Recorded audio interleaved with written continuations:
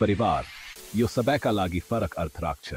कसैका लागि यो ठुलो हल्ला भएको घर हो, अरूका लागि यो केही मानिसहरूसँगको शान्त ठाउँ हो। तपाईंको परिवार जस्तो सुकै देखिए पनि यो तपाईंको पहिलो टोली हो, जहाँ तपाईं नियमहरू सिक्नुहुन्छ, कसरी फेरि उठ्ने र कसरी एकअर्कालाई सहयोग गर्ने। तपाईंका आमाबुबा वा अभिभावकहरू प्रशिक्षक हुन्, जसले तपाईंलाई आफ्नो अनुभवले मार्गदर्शन गर्छन्। सम्मान कुनै पनि टोलीलाई एकसाथ राख्ने गोन्द हो। आफ्नो मनपर्ने फुटबल टोलीको बारेमा सोच्नुहोस्। सम्मान बिना टोली भत्किन्छ। परिवारको लागि पनि त्यस्तै हो।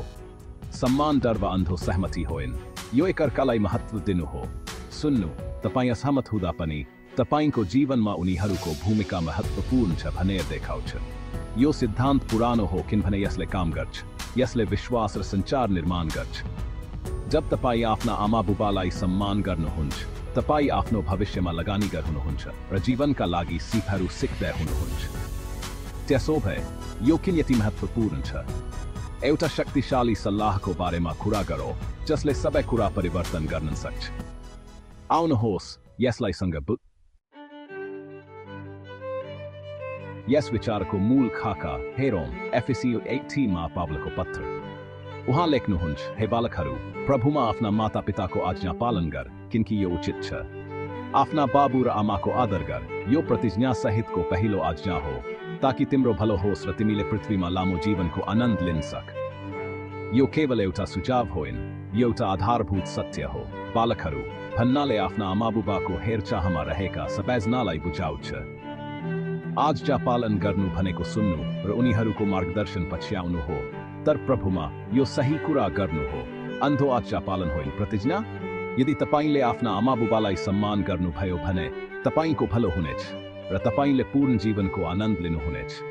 यो ग्यारेन्टी इनाम सहितको खोज जस्तै हो। तिम्रो भलो होस् भन्नाले शान्ति र स्थिरताको जीवन हो। लामो जीवन शाब्दिक र लाक्षणिक दुवै हो, पूर्ण र अर्थपूर्ण जीवन। यो सरल निर्देशन शक्तिशाली प्रतिज्ञा सहित आउँछ। यो ध्यान दिन लायक छ। आज्ञा पालन गर्नु र सम्मान गर्नु एउटै होइन। आज्ञा पालनकारीको बारेमा हो तपाईंलाई भनिएको कुरा गर्नु, तपाईं भित्रै गुनासो गरिरहेको भए पनि। सम्मान मनोवृत्तिको बारेमा हो आफ्ना आमाबुबालाई महत्त्व दिनु, उनीहरूलाई मर्यादापूर्वक व्यवहार गर्नु र तपाईंले बोल्ने र व्यवहार गर्ने तरिकामा सम्मान देखाउनु। तपाईं सम्मान बिना आज्ञा पालन गर्न सक्नुहुन्छ, तर साँचो सम्मान हृदयबाट आउँछ। तपाईं हुर्कदै जाँदा तपाईंले हरेक आज्ञा पालन गर्नु पर्दैन, तर सम्मान गर्ने आह्वान जीवनभर रहन्छ। आज्ञा पालन के हो फोहोर बाहिर निकाल्नु। सम्मान कसरी हो, यो राम्रो मनोवृत्तिको साथ गर्नु। सम्मानले घरका कामहरूलाई प्रेमका कार्यहरूमा बदल्छ। तपाईं असहमत हुँदा पनि तपाईं आफ्ना आमाबुबालाई सुन्ने र सम्मानपूर्वक जवाफ दिने गरेर सम्मान गर्न सक्नुहुन्छ। जीवन जटिल हुन्छ, तर सम्मान सम्बन्ध कायम राख्नु हो। तपाईं सहमत हुन सक्दा पनि यो एउटा परिपक्व स्थायी आज्ञा हो। सम्मानले नै बलियो स्थायी सम्बन्धहरू निर्माण गर्छ। त्यो नै वास्तविक भिन्नता हो। वास्तविक जीवनमा यो कस्तो देखिन्छ? आफ्ना आमाबुबाको आज्ञा पालन गर्नु भनेको कर्फ्यूमा घर फर्कनु वा घरका नियमहरू पालना गर्नु हुन सक्छ। तपाईं सहमत नभए पनि सम्मान अझ गहिरो हुन्छ। यो सुन्नको लागि आफ्नो फोन तल राख्नु, धन्यवाद भन्नु र अरूले ठट्टा गर्दा उनीहरूको रक्षा गर्नु हो। यदि तपाईं पार्टीमा जान सक्नुहुन्न भने आज्ञा पालन घरमा बस्नु हो। सम्मान यसलाई क्रोधले होइन, समझदारीका साथ ह्यान्डल गर्नु हो। उनीहरूको सल्लाह माग्नुहोस्, तपाईंले नलिनु भए पनि यसले तपाईंले उनीहरूको बुद्धिलाई महत्त्व दिनुहुन्छ भनेर देखाऊ। सम्मान उनीहरूको प्रतिष्ठाको रक्षा गर्नु र उनीहरूलाई आफ्नो संसारमा समावेश गर्नु हो। यो उनीहरूको जन्मदिन मनाउनु, सँगै समय बिताउनु र तपाईं महत्त्वपूर्ण हुनुहुन्छ भन्ने साना छनौटहरू गर्नु हो। यी साना कार्यहरूले एक शक्तिशाली बयान बनाउँछन्। आज्ञा पालन नियमहरूको बारेमा हो, सम्मान सम्बन्धको बारेमा हो। दुवै महत्त्वपूर्ण छन्, तर सम्मान अस्थायी हुन्छ। यसरी तपाईंले बलियो पारिवारिक बन्धन निर्माण गर्नुहुन्छ। सबैभन्दा ठूलो फरक पार्ने सानो कुराहरू हुन्। जब तपाईं आज्ञा पालन र अझ महत्त्वपूर्ण कुरा सम्मानको अभ्यास गर्नुहुन्छ, सबै कुरा परिवर्तन हुन्छ। घरको वातावरण परिवर्तन हुन्छ। कम तनाव, बढी शान्ति। सम्मानले एउटा घर सिर्जना गर्छ जहाँ मानिसहरू सुरक्षित र मूल्यवान महसुस गर्छन्। यो सद्भावले तपाईको कल्याणमा प्रभाव पार्छ, तपाईलाई अझ आत्मविश्वासी र सुरक्षित बनाउँछ। त्यो प्रतिज्ञाको अंश हो ताकि तिम्रो भलो होस्।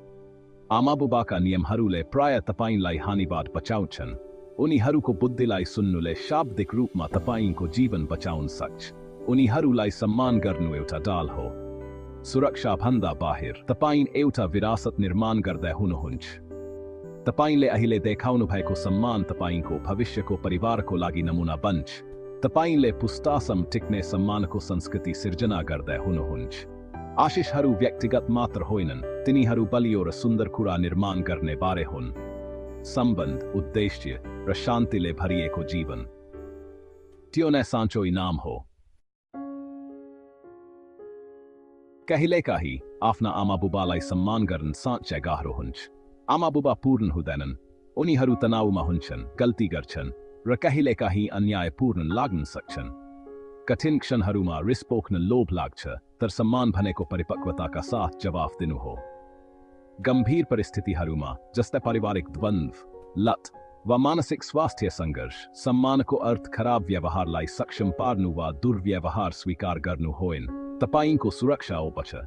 कहिलेकाहीँ सम्मानको अर्थ सीमा तोक्नु वा विश्वासिलो वयस्कबाट मद्दत खोज्नु हो।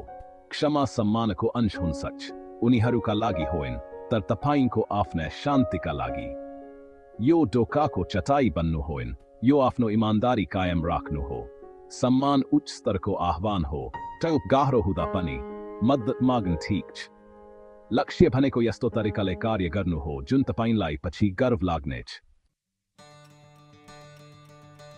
यो शिक्षाले तपाईका आमाबुबालाई खुसी बनाउने मात्र होइन, यो तपाईके बन्दै हुनुहुन्छ भन्ने बारे हो।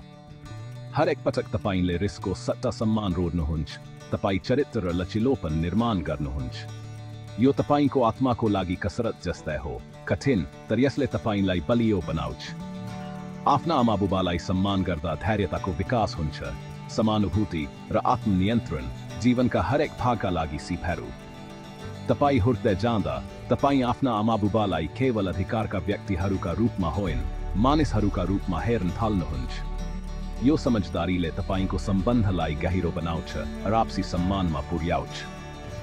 यसलाई बलियो परिवार र राम्रो तपाई निर्माण गर्ने निमन्त्रणाको रूपमा हेर्नुहोस्। सानोबाट सुरु गर्नुहोस्। यस हप्ता सम्मानको एउटा कार्यले घरको वातावरण परिवर्तन गर्न सक्छ। तपाईमा आफ्नो परिवारमा सकारात्मक लहरहरू सिर्जना गर्ने शक्ति छ। अद्भुत जीवनको लागि जग बसाल्नुहोस्। यदि तपाईलाई यो उपयोगी लाग्यो भने ग्रेस याकस टिभीमा फेर्नका लागि चेकआउट गर्नुहोस् र सदस्यता लिनुहोस्। बढ्दै जानुहोस्। तपाईले यो गर्न सक्नुहुन्छ।